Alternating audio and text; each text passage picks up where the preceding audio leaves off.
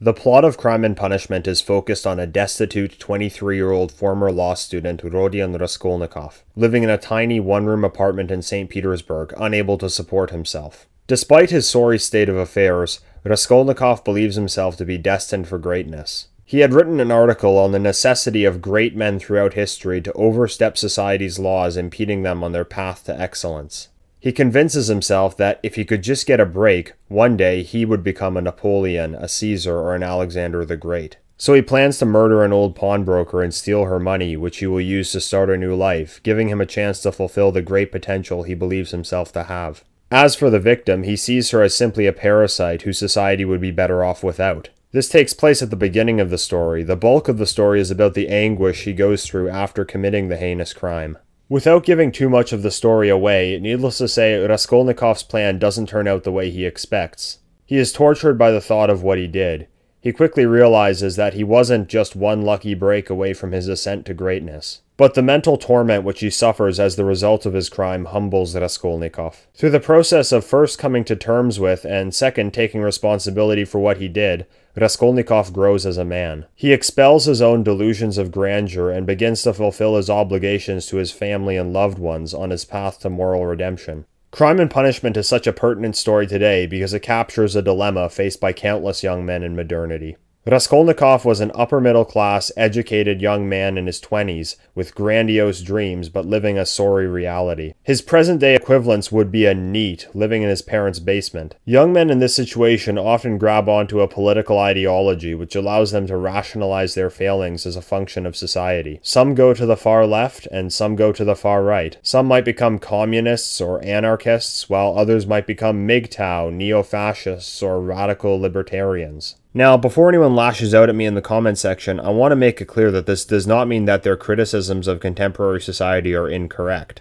I by no means wish to defend what constitutes the mainstream consensus in the West today. I myself, in my early 20s, came to be a critic of modern society. And I'm fully aware that the political mainstream in the West today would label me a member of the radical right, a label which I deny. I accept that I lean to the right, but I reject the notion that my ideas are in any way radical. The problem is not necessarily the ideas themselves which these young men grab onto. Regardless of how accurate their criticisms of contemporary society are, it is taking solace in ideology to excuse one's own personal failings, which is extremely unhealthy. While Imperial Russia in the mid-19th century was a drastically different society from the modern world, Raskolnikov found himself in the same predicament. The worldview which he chose to comfort himself was of the right. He basically believes in a nihilistic will to power, a utilitarian morality, and a great man theory of history. He is not an egalitarian by any means. He's a firm believer in hierarchy. If he were alive in the early 20th century, he would be a follower of the philosophy of Friedrich Nietzsche, imagining himself destined to become the Superman once he broke through the barriers which society had placed in front of him. If he were alive in the early 21st century, he'd be a fan of Ayn Rand and a believer in objectivism and anarcho-capitalism, fantasizing about himself becoming a mega-rich tycoon through unrestrained free market enterprise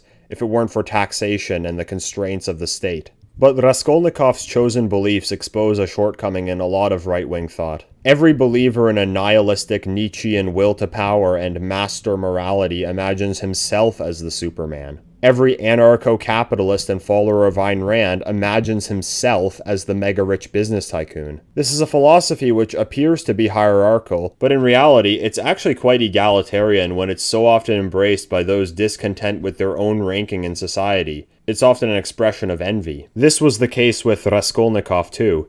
He wrote about great men in history overstepping the law to reach their full potential with himself in mind, believing that he was destined to become the next Napoleon. Needless to say, his ill-conceived plan failed and he sunk deeper into mental anguish and despair. But on his path to redemption, while he never becomes a great man in history, he does start to become someone worthy of at least some status in society by becoming someone that his family members, his friends, and his loved ones can rely on. Raskolnikov goes on to help those close to him through their troubles and find a greater degree of order and security in their lives. And that is what his responsibility should have been all along. Not to indulge himself in his own delusions of grandeur, but to fulfill his duty to those who rely on him as a man. This is something I've learned in my life, and I'm sure many other young men will as well. If we really do believe believe that hierarchy is the natural and inevitable order of society, part of that is accepting that, while you might in fact be higher than some, for the vast majority of us, there will always be someone higher on the hierarchy than you. And your position on the hierarchy, whatever that may be, comes with responsibility. A responsibility to be a functional member of society who brings order and stability into the lives of others. Raskolnikov falls into the trap of thinking, if only. If only he could step over the law to get his one lucky break, he'd be well on his way to becoming the next Napoleon.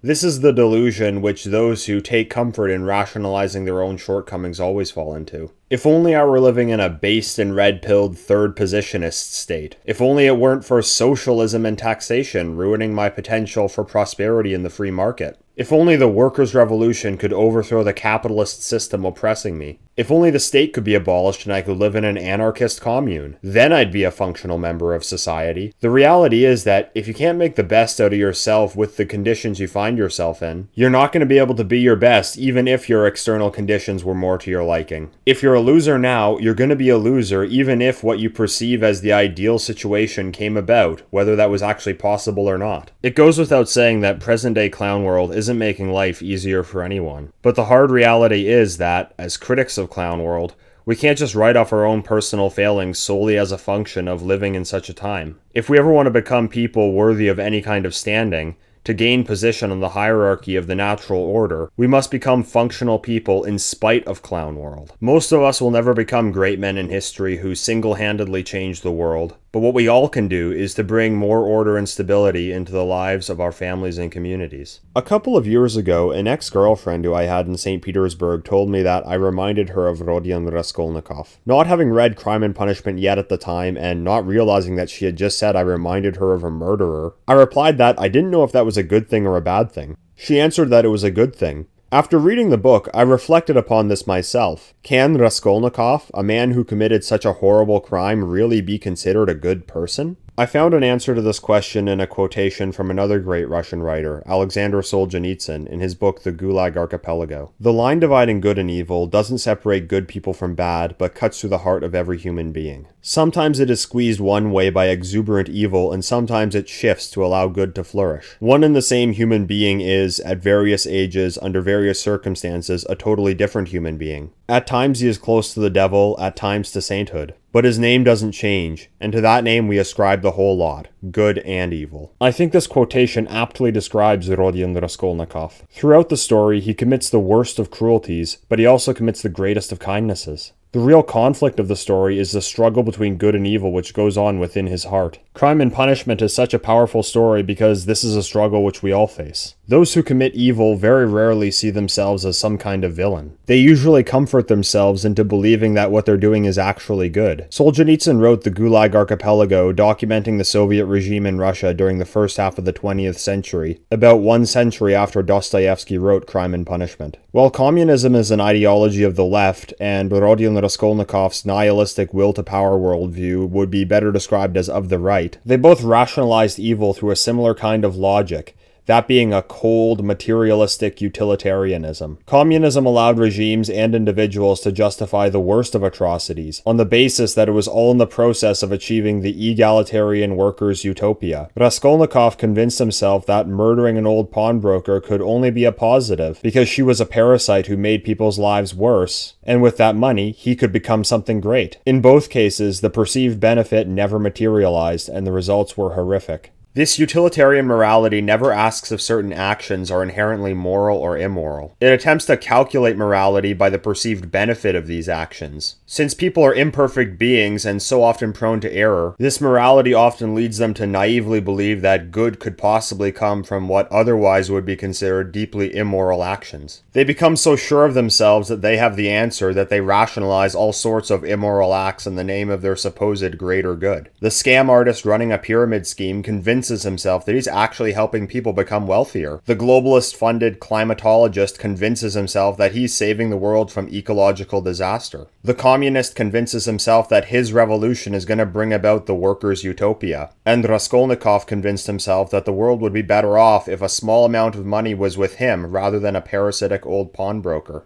And they can justify lying, cheating, stealing, and in some cases even killing in pursuit of this. It goes to show how twisted and inhuman this supposedly rational utilitarian morality really is. And it goes to show the wisdom of a more traditional form of morality, one which recognizes objective and absolute metaphysical good and evil, like the one Dostoevsky himself believed in. Now, as for me being compared to Rodion Raskolnikov, do I think it's a fair comparison? Well, I've certainly never murdered anyone, or even planned on it. However, looking back, I do think that Raskolnikov's story is analogous for what many young men go through in the modern world, including myself. I got into vlogging and this sphere of the internet about 5 years ago when I kind of was that disgruntled guy in his early 20s. And at the time, I thought I had figured a lot of things out and I had grand aspirations, but the results just weren't there. I arrived in St. Petersburg in 2019 having failed to achieve what I had hoped for in Canada, but I feel I've grown a lot since then. Now, I don't take back anything I said or did. Many of my perspectives have since changed, but I think I was on the right track more or less, and it was all part of the process of learning and development. But I now realize that I really hadn't figured it all out back then. And for the things that I do think I was right about in retrospect, it's clear to me now that being right is no replacement for actually being a functional person. Dreams of grandeur often dissuade us from bettering ourselves in the ways that we can. The reality is that there's only going to be one Caesar, Napoleon, or Alexander in any given era. But for the rest of us, our task is to become competent and adept members of society in our own right. And for me, working towards that has been the true source of fulfillment. I see a lot of myself in Rodion Raskolnikov, and I know that there are many out there who will as well. His journey is one which countless young men have gone through in the past,